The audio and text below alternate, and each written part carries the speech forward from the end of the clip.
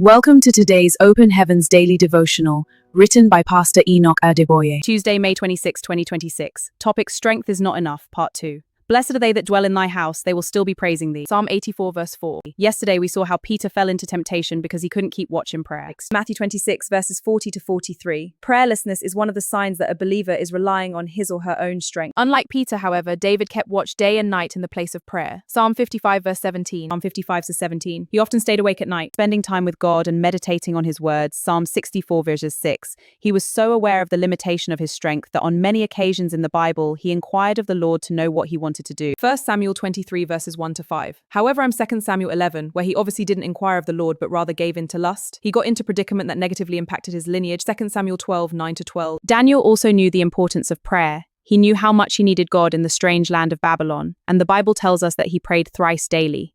Even when a decree was made that nobody should pray to king, he was too aware of the limitations of his strength that his first reaction was to open his windows and pray as usual. His response to everything was prayer. Prayer is so important that the Bible urges us to pray without ceasing. 1 Thessalonians and 5. The moment you don't feel like praying or see the need to pray is actually the time to pray more intently, because prayerlessness can leave a believer in a weak state and cause such a believer to lose his or her spiritual vitality. Once the devil douses a believer's spiritual fire, he can ruin him or her. Praying puts us in a posture of humility before God, where we acknowledge that we cannot do anything without him. It keeps our hearts tender and reminds us of the limitations of our physical strength.